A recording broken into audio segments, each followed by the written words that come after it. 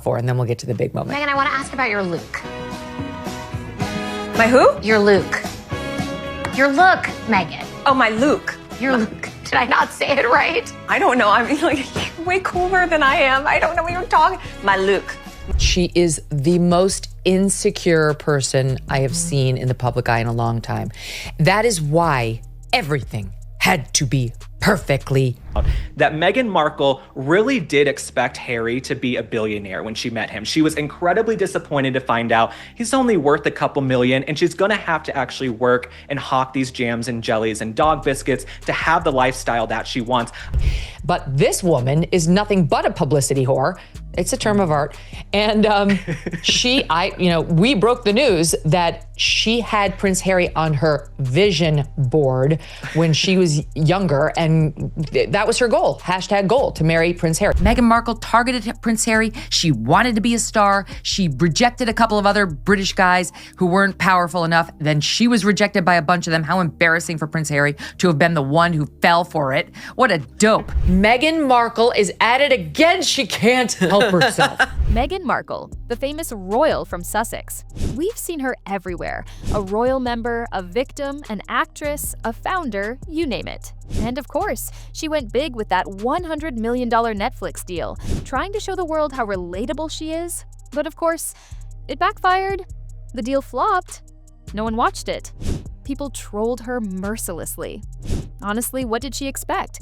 A royal with all the privileges of the world teaching people how to struggle or be a working mom while serving fruit platters to her kids with nannies and helpers around? Yeah, the internet was definitely not buying it. She is a malignant narcissist who cannot get enough of herself while she simultaneously plays the victim. My castle's too small. Yeah. The queen is mean to me. And let's talk about the reactions. Oh, the reactions. Social media exploded with memes, tweets, and endless jokes about every awkward moment.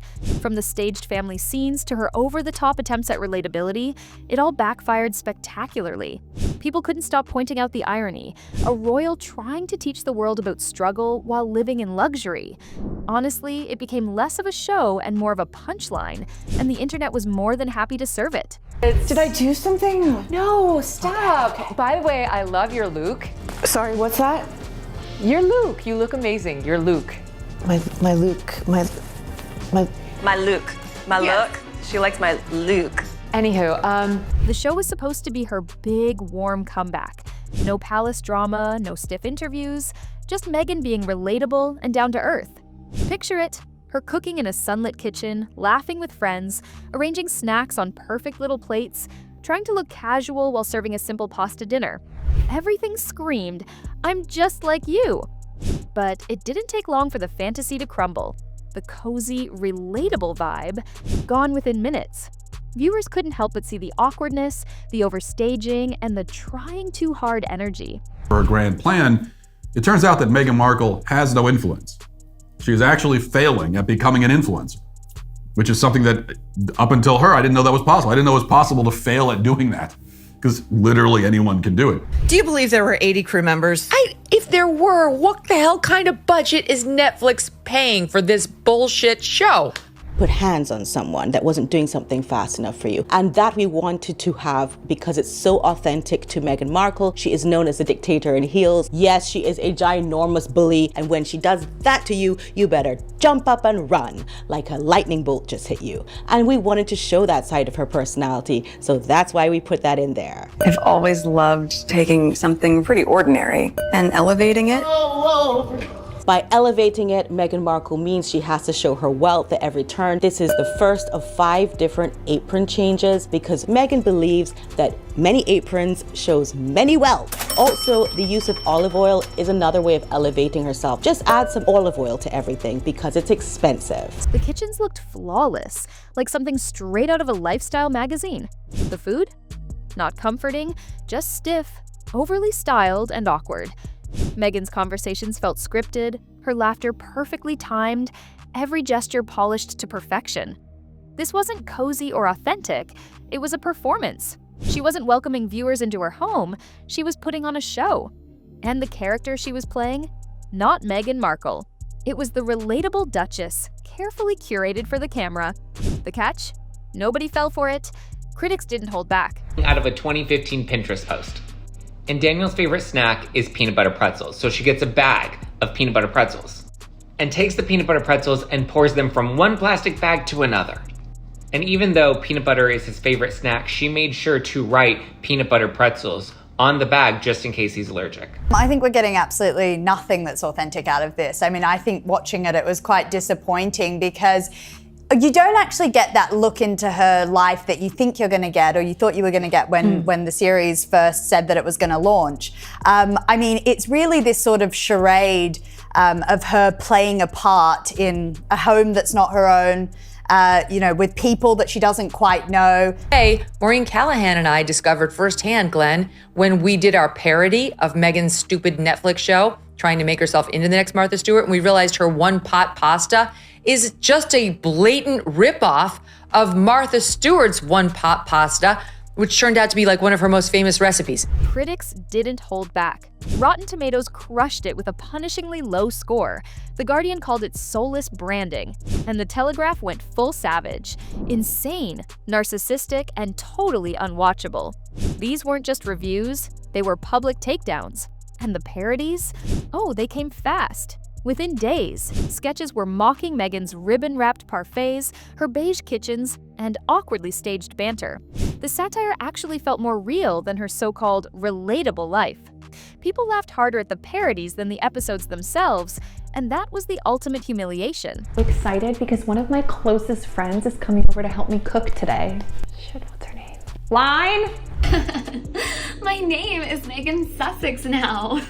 Call me Meghan Markle one more time, Mindy fucking Kaling. I want my home to feel welcoming. Do you feel welcome? Does my soundstage welcome you? Mindy and I are such great friends, like besties. Like, I love her. Like, she doesn't know my name, but we're best. This candle just reminds me so much of growing up in LA. You know what? This knife reminds me of growing up in LA. Kosher salt brings me back to my days in LA. I'm an LA native. I am a Los Angelite. This salt reminds me of growing up in LA. This carbon monoxide detector just really takes me back to my time in LA where I grew up. Because I grew up in LA. I grew up in LA. What Meghan hoped would be her big, triumphant reintroduction. Yeah, it turned into international meme material instead. The internet joined the party with fast memes everywhere. Clips of her rebagging pretzels or that infamous plain pasta moment flooded TikTok, with captions like, "When you spend millions just to move snacks around." The show promised luxury and warmth and delivered absolutely nothing. At this point, everyone expected Netflix to quietly cut their losses. There was no way they'd risk more embarrassment after this disaster. The best way to have a snack is to take the snack out of one bag and then move them into another bag and then label this new bag, even though this bag already has a label on it. Tap water! Here we go, yes. Megyn, tell me where you got that gorgeous bracelet. It's Megyn. Megyn. You keep saying Meghan Markle, you know I'm Sussex now. It's very important to me. My dearest friends know it's Megyn, like the month of May. Right. I am, and I'm not exaggerating, I'm not just saying this for rhetorical effect. I am physically nauseated watching that clip. That is like a parody of what that show should be. I had to get it. But things didn't go as anyone expected. Instead of quietly cutting their losses, Netflix went all in and announced a second season. Behind the scenes, the truth was a lot less flattering. Season 2 wasn't greenlit because of faith in Meghan's vision. It had already been filmed alongside Season 1. Netflix wasn't doubling down out of loyalty, they were hedging their bets. Executives knew her brand was polarizing and the show might flop, so they shot 2 seasons back-to-back just to minimize risk. That way, if the first tanked, the second could still grab attention. In today's streaming world, even a flop is valuable. Every hate watch counts as a view. Every sarcastic tweet boosts engagement, and every meme is basically free advertising. Success wasn't required, buzz was. Meghan Markle filmed season 1 and season 2 at the same time for her cookery show, right? And somehow they released 8 episodes for season 1, and now they're releasing the next 8 episodes for season 2. I'm sure that season 2 will be much better. I mean, of course, producers typically would release the worst episodes in season 1 to capture the audience, right? And then release the best episodes episodes in season 2.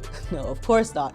This is by far the worst deal in Netflix history. This show for me was unoriginal, dull, and as expected. Part of what was making her show unwatchable was just some of the comments she was making, okay? Like, in one episode, she's talking about how you shouldn't fill up your ice cube tray with tap water. With Love, Megyn, that stupid program on Netflix, failed to rank among Netflix's top 300 most watched titles between January and June. The New York Post, confirmed Markle's 8-part series ranked 383rd with just 5.3 million views since it debuted on March 4th. It's crazy how low that was. But reality hit hard.